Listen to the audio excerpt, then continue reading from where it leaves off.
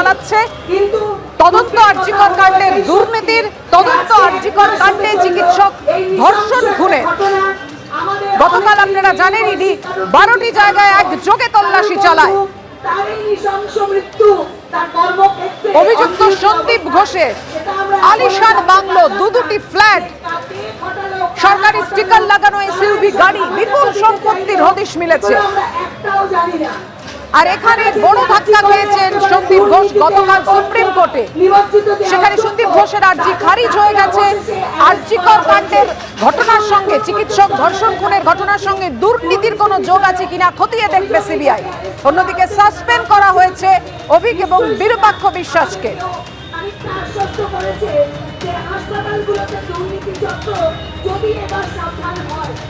Seminar রুমে উপস্থিত ছিলেন কিনা অভিজ্ঞ এবং বিরূপাক্ষ বিশ্বাস, প্রবল চাপের মুখে অবশেষে অভিজ্ঞ ও বিরূপাক্ষ বিশ্বাসকে সাসপেন্ড করলো রাজ্য মেডিকেল কাউন্সিল। এমনকি মেদিনীপুর মেডিকেল কলেজের হাউস স্টাফ মুস্তাফিজুর রহমান মল্লিককেও সাসপেন্ড করা হলো।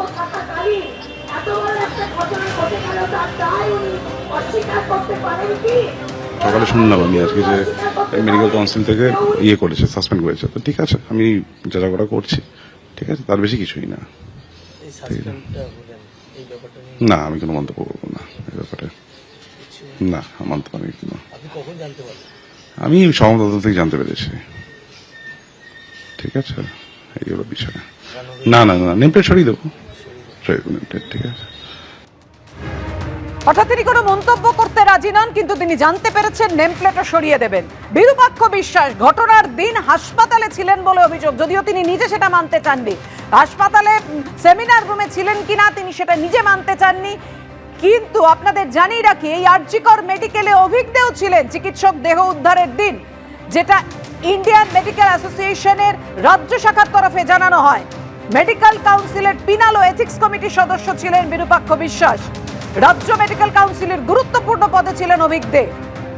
সাসপেন্ড করা হলো প্রবল চাপের মুখে অভিজ্ঞ ও বিরূপাক্ষ বিশ্বাসকে। রাজ্য মেডিকেল কাউন্সিল সাসপেন্ড করলো তাদের।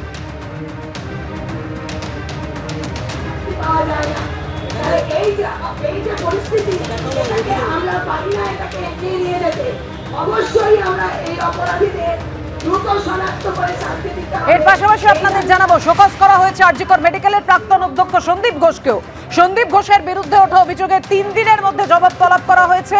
ব্যাখ্যা সন্তোষজনক না হলে রেজিস্ট্রেশন বাতিল হবে সন্দীপ ঘোষের। তো আমরা প্রথম থেকে ছিলাম একজন নয়, ওদের সঙ্গে অসংখ্য মাথায় হাত আছে, এরকম অসংখ্য প্রভাবশালী আছেন।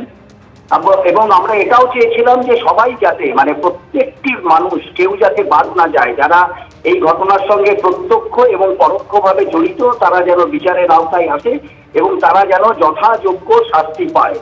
এবং এটাও ঠিক, আমরা এটাও বলেছি যে এই মেডিকেল কাউন্সিল, এই যারা অভিযুক্ত লোক তারাই মেডিকেল কাউন্সিলে হয়ে আছে, তারা একটা প্রহসনের নির্বাচনে নির্বাচিত হয়েছিল এই কাউন্সিলকে ভেঙে দেয়। এবং এটাও আমরা ন্যাশনাল মেডিকেল কাউন্সিলকে জানিয়েছিলাম যে এরা চিকিৎসক হিসাবে কাজ করার যোগ্যতা হারিয়েছে, ফলে তাদের রেজিস্ট্রেশন বাতিল করা হোক। এবং আমরা যে যদি এটাই হয় যে অভিযুক্ত বিরূপাক্ষ বা অভিজ্ঞতা যাই বলছেন, তাদের রেজিস্ট্রেশন যদি মেডিকেল কাউন্সিল বাতিল করে, আমরা বলবো যে শুভবুদ্ধির উদয় হয়েছে।